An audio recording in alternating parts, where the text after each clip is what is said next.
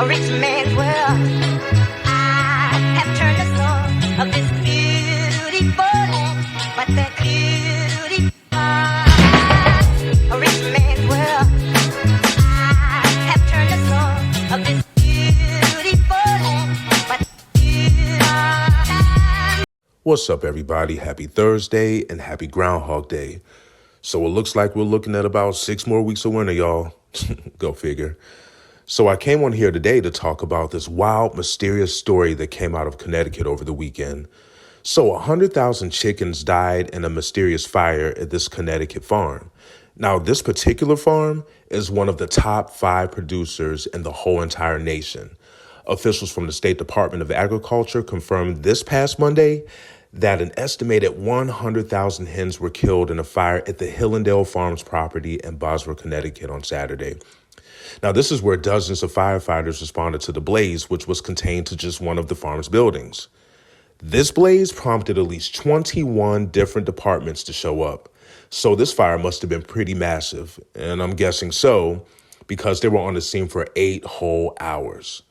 The state's Department of Agriculture, they say that they don't expect for the egg prices to go up because of this. But I find this ironic because this past year, the prices of eggs have skyrocketed at a tremendous rate via inflation and other things. Now, thank goodness no employees were hurt.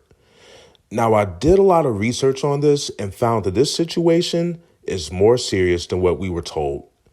Check out these news clips and I'll be right back with more. We are learning a lot more about a huge fire at an egg farm in eastern Connecticut. This all happened on Saturday at Hillendale Farm in Bosworth. This is video right here of fire and smoke just ravaging a large chicken coop there. And today we learned the farm lost 100,000 chickens in that fire. Channel 3 Eyewitness News reporter Mark Robbins is live at the farm tonight with more on what he is learning here. Mark? Well, good evening, guys. Yeah, we can tell you you're right. About 100,000 chickens were perished in this blaze that happened Saturday afternoon around 1 o'clock. Now, things are getting, business is going back to some sort of normalcy today. I can tell you, I don't know if it's exactly typical, but we did see big rig trucks going in and out of the farm all afternoon while we've been here. And again, this fire claimed 100,000 chickens. This video from a viewer, Arnold Alina, shows the billowing smoke that could be seen from a couple of towns over on Saturday. The mid-afternoon blaze occurred in one of the large 2-story chicken coops at Hillendale Farms in Bosworth. These coops are between 300 and 400 feet long, and they house hundreds of chickens. We've had fires over here before, but nothing like this. Like the whole side of the sky was completely engulfed in smoke and dark smoke, and we couldn't see any flames, obviously, but it was pretty bad. Several towns responded to a call for mutual aid, and that aid may have been a key to helping keep the damage to a minimum. Around, and there was tanker trucks, I'm telling you, just constantly coming down the road. Every 3 to 5 minutes they were coming down the road. The fire was extinguished in a couple of hours. Video from Drone 3 doesn't show much permanent damage. This operation is one of Hillendale's farms that spread out over 6 states. Hillendale is one of the top 5 largest egg farm operations in the country, housing more than 20 million chickens. The farm in Bosworth supplies eggs for much of the East Coast, including brands like Eggland's Best. Outside of the death of the chickens, there have been no reports of injuries. The work of the various fire departments impressed Crystal. I think our Bosworth department was really on top of everything and trying to contain everything as quickly as possible. The fire marshal is leading the investigation, working in part with the Connecticut Department of Agriculture.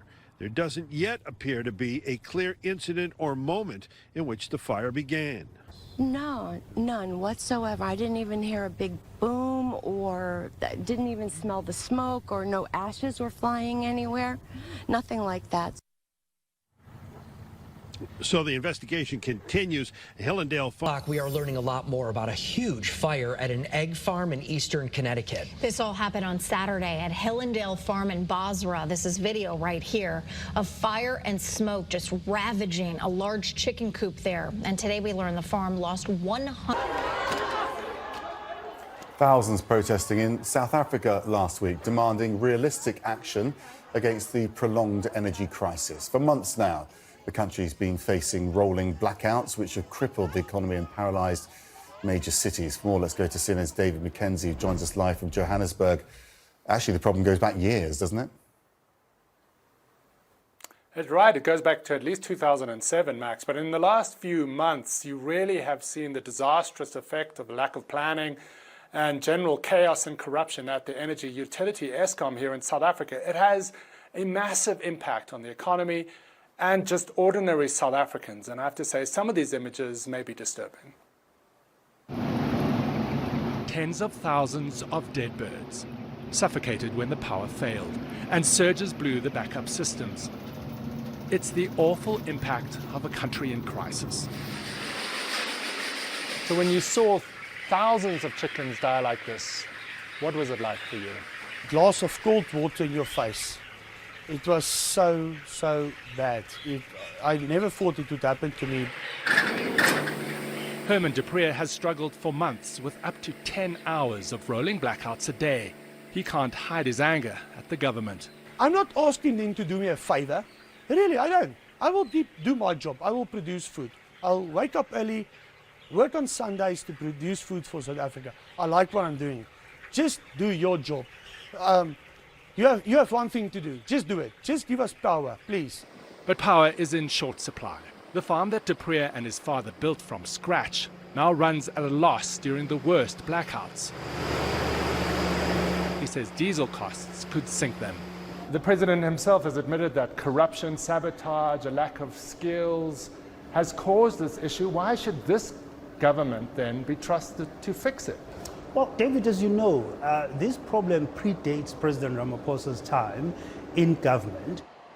Even the president now acknowledges that decades of mismanagement and breathtaking corruption crippled state-owned power utility Eskom.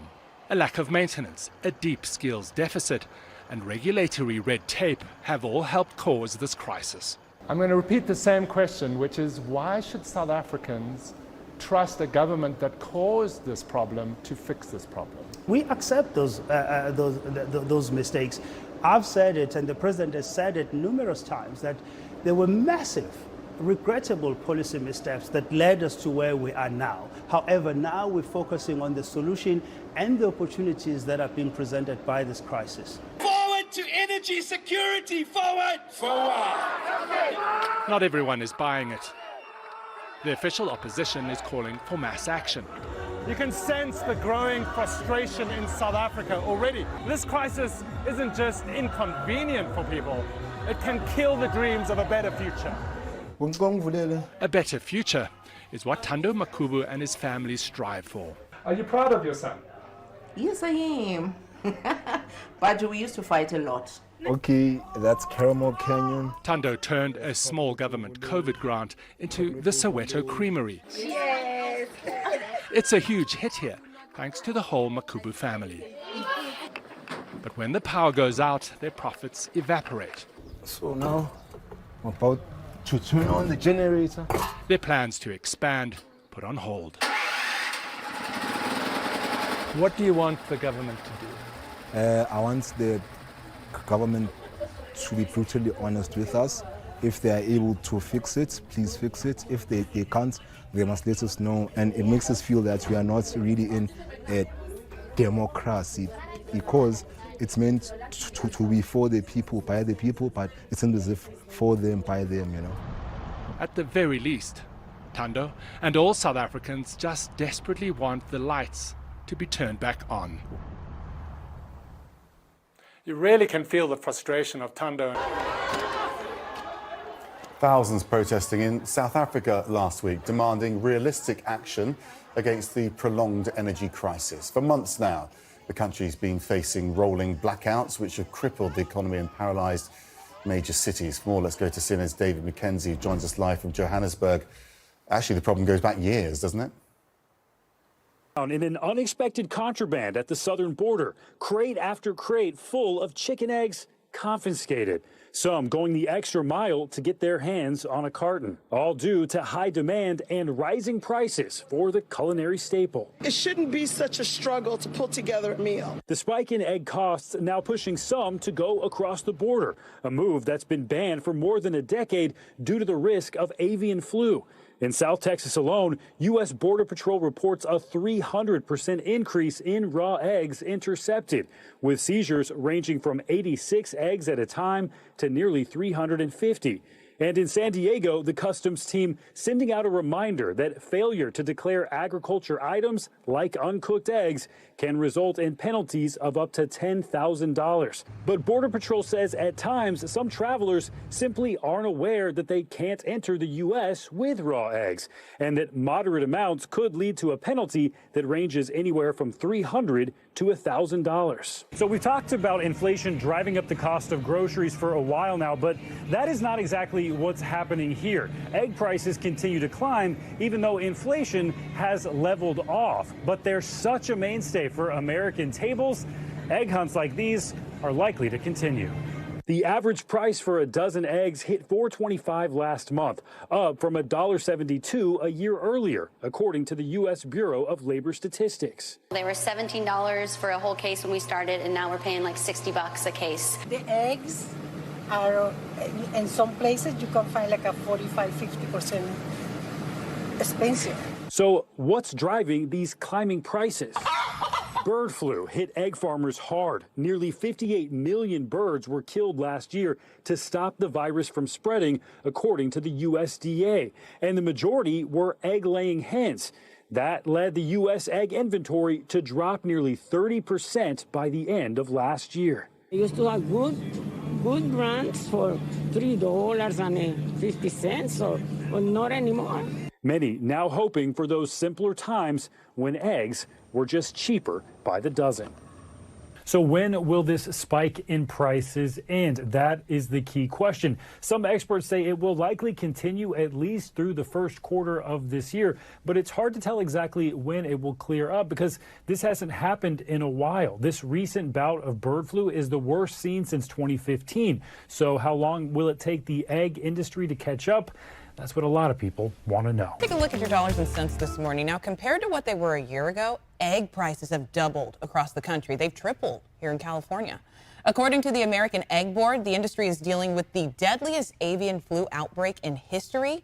And there's accusations of price gouging and collusion. Also, a more than 100% increase in egg smuggling from Mexico. So this has some people looking to buy eggs locally. Or maybe raise chickens themselves. You can do that, I think, if you're not in city limits. And Marquez Allen is live this morning in Granite Bay. One man now provides eggs for his friends and family because he's the what, Mark? I would say he's the chicken whisperer. And Walt, as you mentioned earlier, it's good to have friends with egg benefits. You have a neighbor that drops off their excess eggs. And yeah, it's not legal in some areas. There are some cities that even allow you, even in tight quarters, to have one chicken as long as it's safely maintained. Meanwhile, back here in Granite Bay, I did find that chicken whisperer. Take a look. Eggs. You've probably noticed they're either more expensive or unavailable. And Friday, the U.S. Agricultural Commissioner warning that the egg shortage will likely be with us a little bit longer. And with Easter coming, don't look for eggs to get cheaper anytime soon. That news? Not too troublesome for this guy. Ken Gordon of Granite Bay had started raising his own chickens not long before the price hike, getting his first 2 in the mail from Iowa. He now has 15, his zone's limit. Ken, it's as simple as this. You get chickens, you're going to get eggs. You get chickens, you get eggs, absolutely. Easily someone could have a couple chickens and produce what, 8 to 12 eggs? They'll get a few for sure.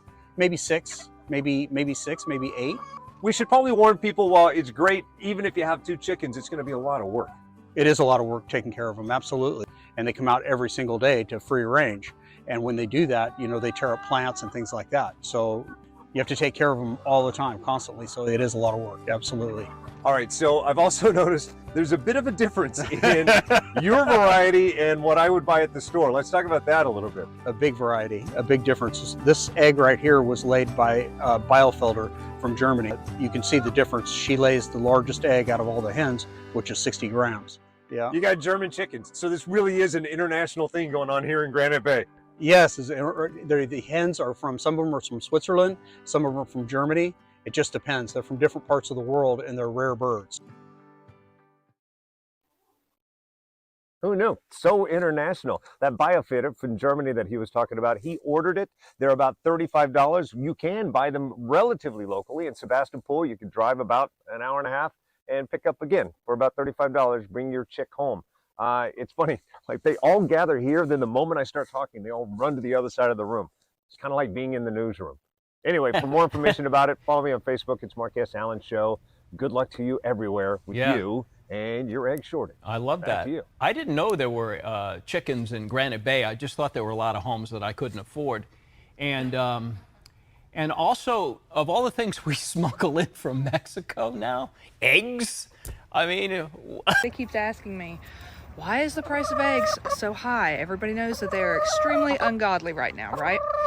Well, here's a chicken conspiracy for you that's not really a conspiracy. It's being confirmed not only here in our house, but apparently all over the nation. And nobody said anything about it because we all just assumed it was winter. They stopped laying in the winter as much. And come to find out that everybody across the nation stopped getting eggs from their chickens altogether. Nobody got a single egg all winter from there. Everybody's reporting end of September to like mid-October, the chickens stopped laying, and ours stopped laying in September. We hadn't had a single egg all winter. Well, we discovered, we have a little escape artist here, Luna, our white leghorn there. She can get out of the coop and just, we can't contain her. Anyway, she started laying again about a month ago, and we discovered that, well, that's weird. She started to lay and nobody's laid in months. Like, we have gone months. Here you go, Margot. We've gone months without any eggs at all. So we started looking into it, and then finally somebody said something in one of the chicken groups, and they were like, hey, has anybody else's chickens not laid a single egg? Because we've had them for 50 years and we've never gone a winter without a single egg. Not one single egg. Well, we started letting our chickens out and to free range. We usually feed them. You can see they're not even touching the feed anymore. Like, this has been here for 3 days. They don't want it. And apparently everybody who's been feeding their chickens this type of feed has stopped getting eggs altogether. So people who aren't able to let their chickens free range or can't run around the yard at all aren't getting any eggs. Kind of convenient when eggs are the price of, I don't even know, gold at this point, I guess. But yeah, so let's check over here and see if we have any today where they've been out. We had to keep them up yesterday. Yeah, look at here. There she is. She was laying. I was calling for one. She didn't come. So we have 1, 2, 3, 4, 5, 6, 7 eggs today. 7 eggs. Yes, I know it needs cleaned. 7 eggs. 7 eggs in one day. We haven't had any for months. Months, y'all. Months. Feed. It's the feed. Everybody's saying it. It's the same thing all across the nation. If you ask people, we're finally figuring it out. So maybe we can kick this egg thing. This is insane. I mean, you can't tell me something isn't going on. And this seems to be happening all over the world from what it looks like. Prices of eggs are skyrocketing from what appears to be by the day. Folks are going to great lengths to obtain eggs. Chickens mysteriously catching on fire. Chickens not being able to lay eggs like there's some weird unknown chicken birth control out there. To chicken feeds becoming tainted and having to use goat feed instead. Now, if this doesn't sound weird and scary enough, I stumbled across something today while I was doing my research that completely blew my mind. So I came across this article from pubmed.gov, and it states as follows. Chicken egg yolk antibodies block the binding of multiple SARS-CoV-2 spike protein variants to human ACE2. Okay? It says the SARS-CoV-2 virus is still spreading worldwide, and there is an urgent need to effectively prevent and control this pandemic. This study evaluated the potential efficacy of egg yolk antibodies as a neutralizing agent of anti-S1YGYS on the SARS-CoV-2 pseudovirus, as well as its inhibitory effect on the binding of the coronavirus spike protein mutants to human ACE2. Our results show that the anti-spike S1 showed significant neutralizing potency against SARS-CoV-2 pseudovirus, various spike protein mutants, and even SARS-CoV in vitro. It might be a feasible tool for the prevention and control of ongoing COVID-19. Wow. This is scary. I mean, this is actually coming from a government website.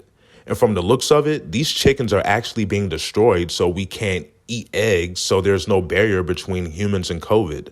Listen, we got to be more careful out here. I mean, it makes me wonder if the lunch lady in Illinois who stole the $1.5 million in chicken wings knew something that we didn't. This is just insane. Everyone, please do your best to keep your immune systems up. Leave a comment below. Let me know what you think about this crazy Twilight Zone of a story. Like, share, subscribe. I'm out. A rich man's world. I have turned the soul of this beautiful land, but the